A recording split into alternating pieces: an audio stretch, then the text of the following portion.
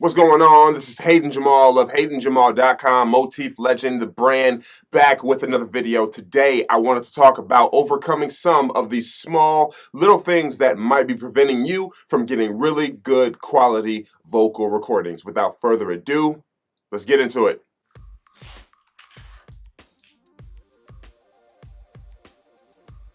Alright guys, so the first tip that I would like to talk about, the headphones that you're using. A lot of times what happens is if you're rapping or you're singing, you want that instrumental to be really up. Like sometimes you hear the singer like turn me up, or the rapper saying turn me up. They want the beat to be very loud. You want to be immersed in the music. That way that you can feel like you're just kind of in the middle of it. You're really just in the middle of the music, so that when you're doing your performance, you can really hear yourself and you can hear how loud you want it and the tone and all that good stuff. You want everything turned up. What happens is if you're not using closed back headphones, which I don't use personally. These are the V-Motor Crossfades, which are a phenomenal, great, all-around headphone, great and durable. What happens is when I'm recording, the beat is leaking out into the microphone. So that can affect your vocal recording. Instead of using these headphones to record my music, I don't do that anymore. What I do instead, I use the Klipsch X6i just because it's one of my favorite earbuds in terms of fitting in the ear. What that does is allow me to turn the music all the way up, turn the beat all the way up, immerse myself in the track. Because it's such a small audio source, it can't get into the microphone. It's really hard to. So that's a big thing. And one of the things that you might encounter is that,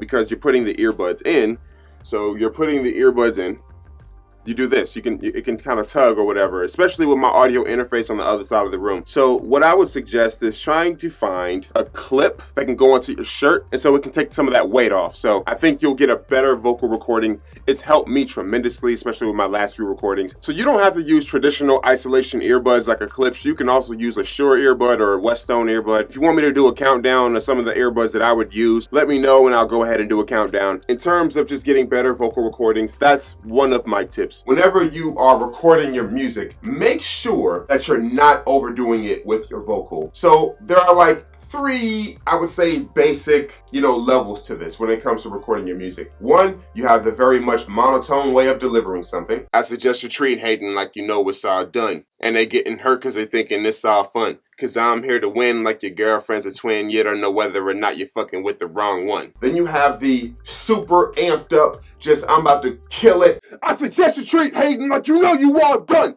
And they getting hurt cause they thinking this all fun. Cause I'm here to win like your girlfriend's a twin. You don't know whether or not you're fucking with the wrong one. And then you have something right in the middle. I suggest you treat Hayden like you know you all done. And they getting hurt cause they thinking it's all fun. Cause I'm here to win like your girlfriend's a twin. You don't know whether or not you're fucking with the wrong one. Back to me sitting down. You have to kind of find a middle ground. You want to have emotion when it comes to your vocal recordings. But it doesn't mean that you're screaming into the mic. It just means the tone is there. It just means the emotion is there. It just means that in your voice, put yourself in that moment where you just happen to have a microphone in your face. If that makes sense. Set the mood really well. So maybe cut the lights off. If you're going through something and you're recording a song that's really personal to you, then you need to make sure that when you are recording, you are in that mode and you're ready to have, the entire world hear you at that time. So I would say just having a controlled amount of emotion, really controlling it, still being right in the middle where you're kind of giving it a lot of energy, but you're still really keeping it under wraps, because you don't want to use your microphone in the studio as if you're,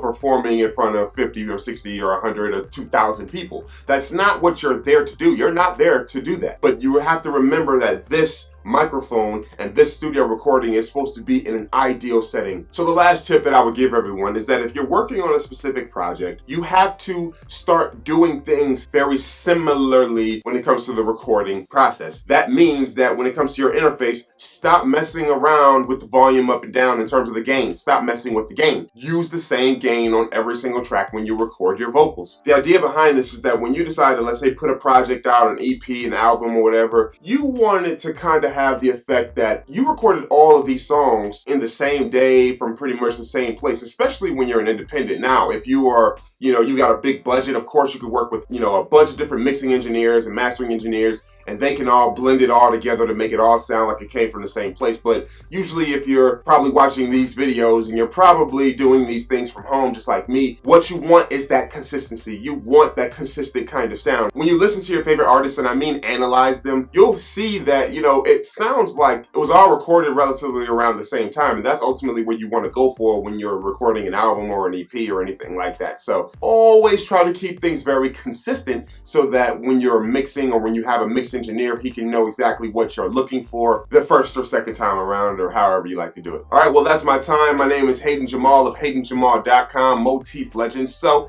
if you have any comments or concerns, please go ahead and leave a comment down below, and I'll be happy to respond to them. If you have any more tips, please leave them below. That helps you out when it comes to recording your vocals. Again, please make sure you subscribe to the channel. Follow me on Twitter, Instagram, and Facebook. The links are in the description below. And check out this song at the end of the video. It's only like 15 seconds.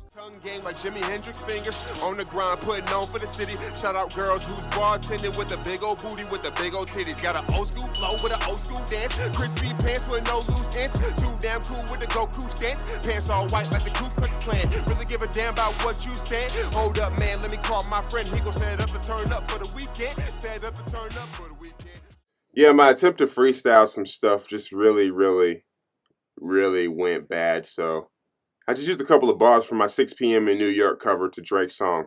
Just a couple of bars. Did you like it? Let me know.